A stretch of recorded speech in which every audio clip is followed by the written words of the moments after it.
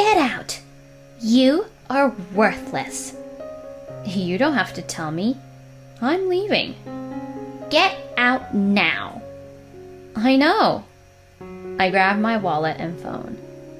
But my mother-in-law, Paula, swatted them away with force. She took $750 out of my hand. What's in this house is ours. What? I'm not gonna let you walk away with what's in this house. You're gonna walk out of here with nothing but your clothes on. She's the meanest person I've ever met. I ran out of the house. My name is Ivy.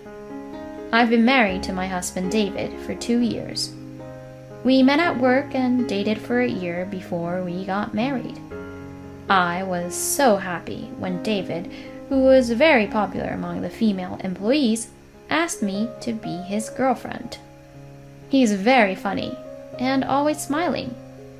I believe that this happiness would last forever.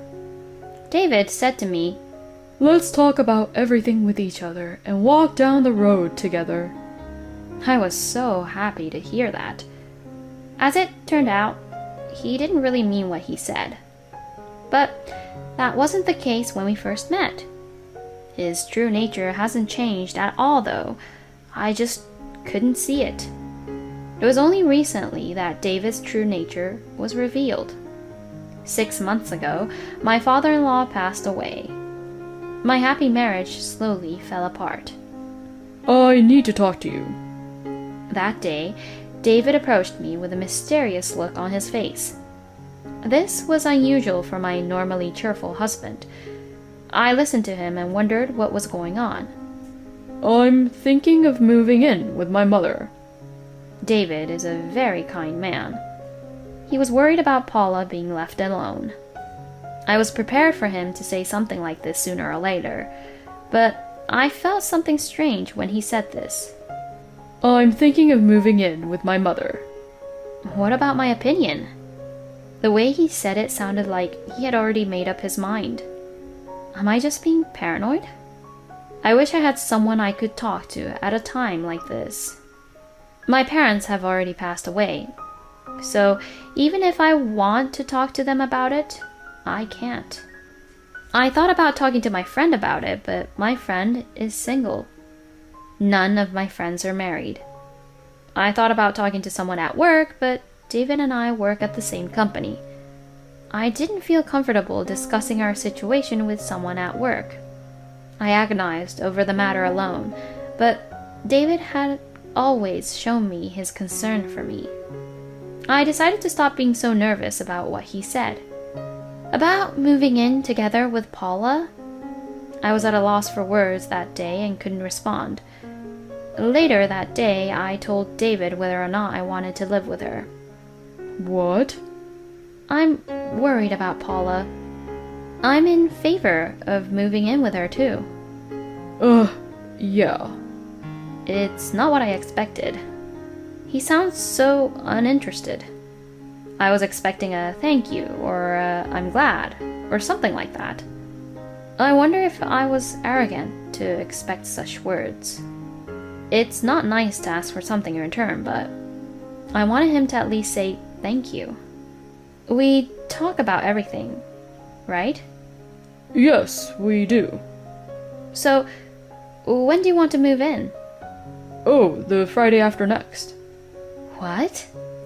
I don't know why, but I felt pretty frustrated. We said we'd discuss everything, and he informed me of his decision. I want to be there for Paula, who lost her husband, but it still makes me angry. Why is it already decided? "What?" The day when we are supposed to move out. I didn't hear anything about it. You didn't tell me anything about it. I don't think I want to move in with her anymore. David was obviously upset. "I'm sorry. My dad is gone and I don't know what to do. I just wanted to help my mom. I had to think about you first. I'm really sorry." It's not that you have to think about me first. We should be able to make decisions together. "You're right." I fully understand the grief of losing a parent. I understand why David panicked. Besides, we have a bond that we have built up over the years. If he would reflect on this and be careful in the future, I'll forgive him. So, not the Friday after next. Please, listen to my request. Yeah, I will. The week after next, I have a party at work, so I can't. Okay.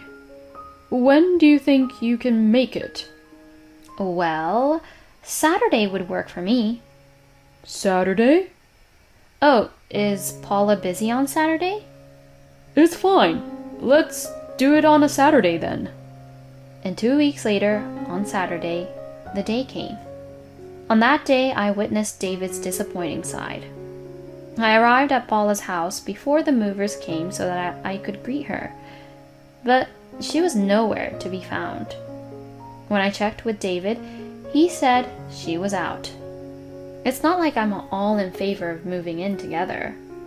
I'm sure there will be areas where I will feel uncomfortable living with my mother-in-law. Even so, I decided to live with her to support her and David.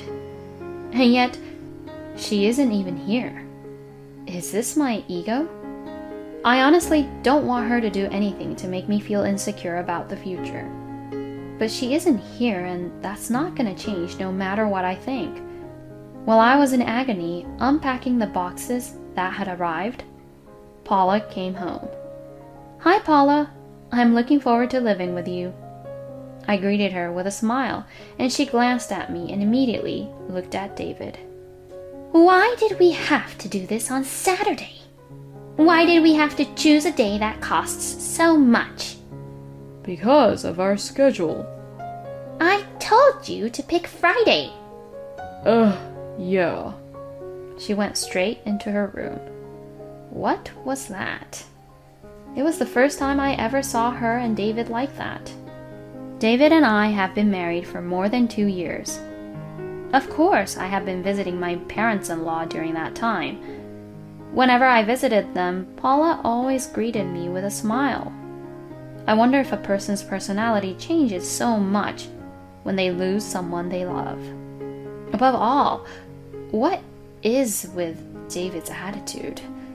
Can he tell his own opinion to his own mother? What was that? What? I've never seen her like that before. Really? She used to be like that. No way. She's a very kind person, isn't she? Yeah, but only in front of my dad. What? Why didn't you tell me that? Because you never asked me. That's not the point. He should have told me beforehand if he knew his mother had that kind of side. If I knew she was like that, I would have never agreed to live with her. What are you going to do now? We've already moved out of the house and all our stuff is here. You will get used to it. I'm fine. I felt my anger boiling inside of me. You might be fine, but not me. Don't worry. Mom's not a bad person.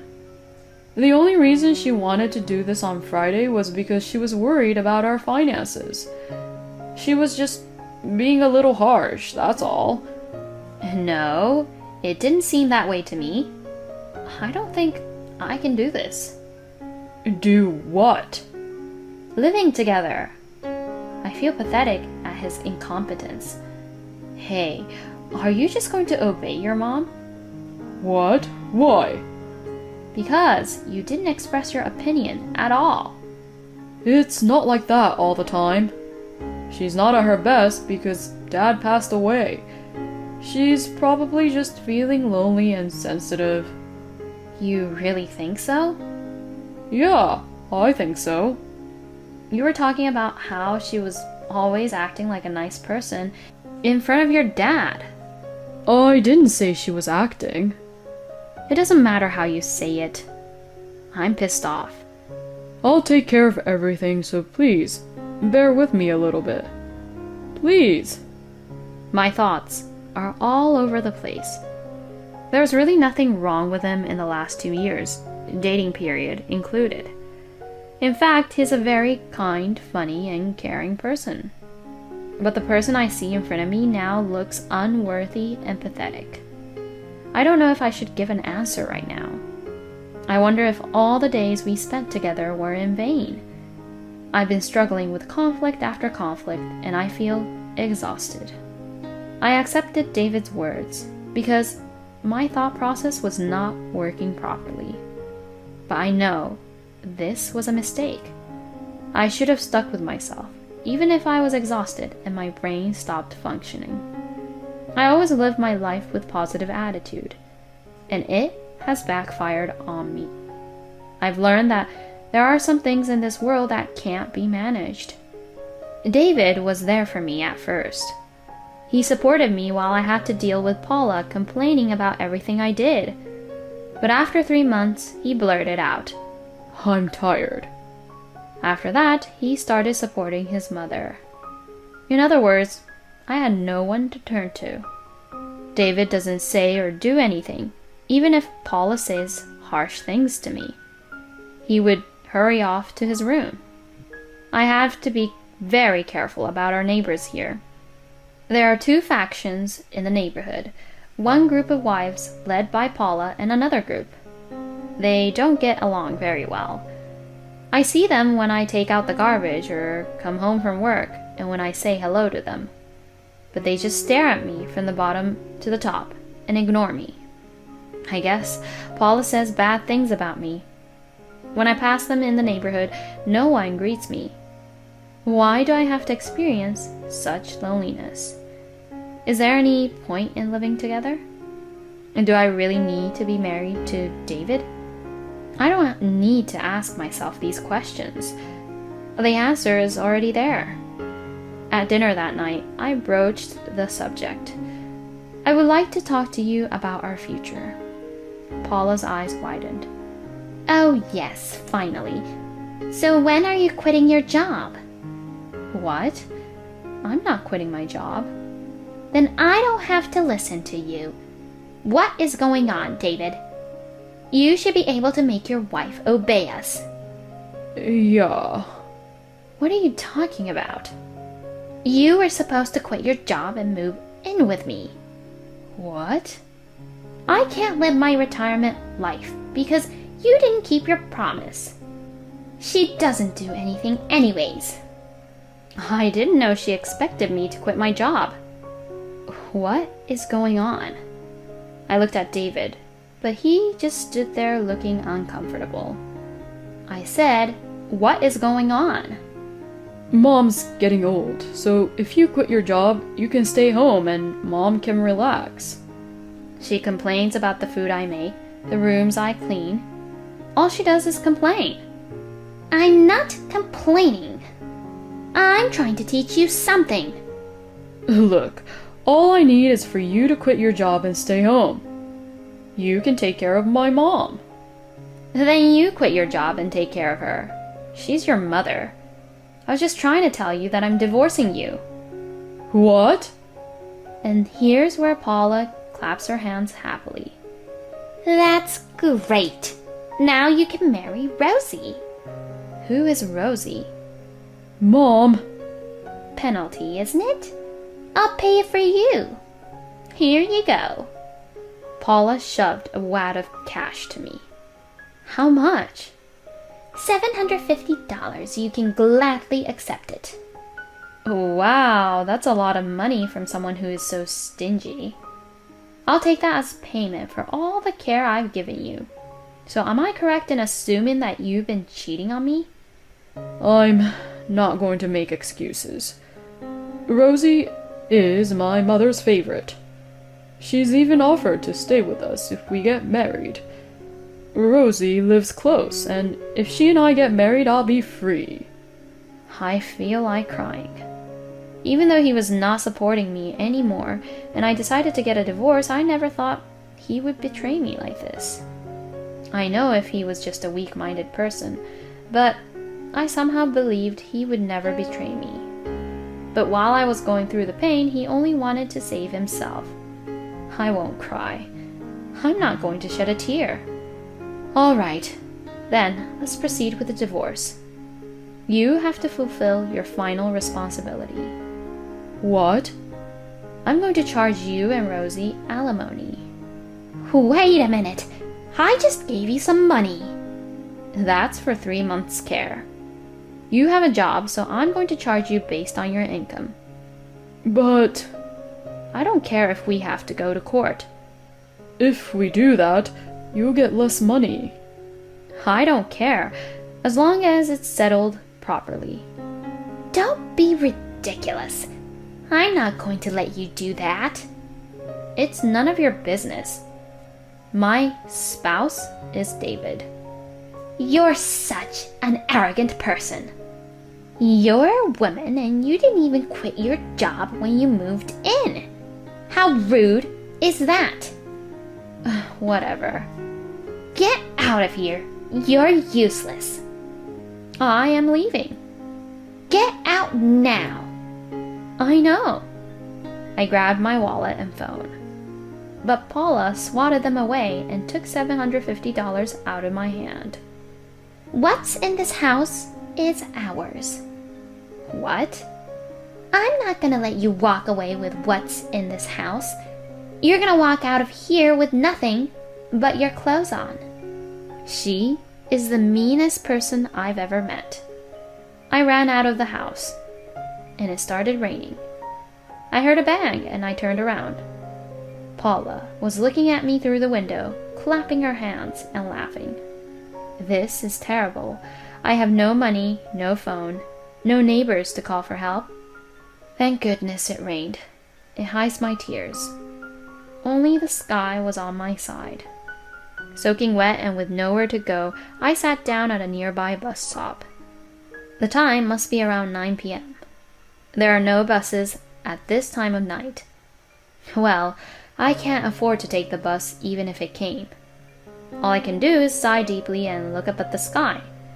At a time like this, if only my mother were here. I miss my parents so much. If I go from here, I can get there in about 3 hours. Hey, you're soaking wet. The person who handed out an umbrella to me. It was Sophia, the boss of the group that was not getting along with Paula's group. The bus isn't coming. Where were you trying to go? I was going to see my parents. Where are they? The cemetery. What? I don't have a home to go back to. She took me by the arm and led me to her house, and she gave me a towel and a change of clothes. These are my daughters, so put them on. Don't worry, it's not grandmother's clothes. Thank you. The way Sophia talked was kind of rough, but she was a very nice woman. She's a prick, isn't she? Yes, she is. I'm sorry you had to marry into that family. As it turns out, Paula was a famous mean old lady in the neighborhood. She would scout out the newcomers in the neighborhood and talk to them like she was superior. When Sophia defended the newcomer, Paula declared her an enemy. What are you going to do now? I'm getting a divorce. And you have no regrets? Of course not. That's good, because her son is at her beck and call. He's always followed her around, watching her do mean things. There's no way he can protect you. Besides, he's probably cheating on you with that woman.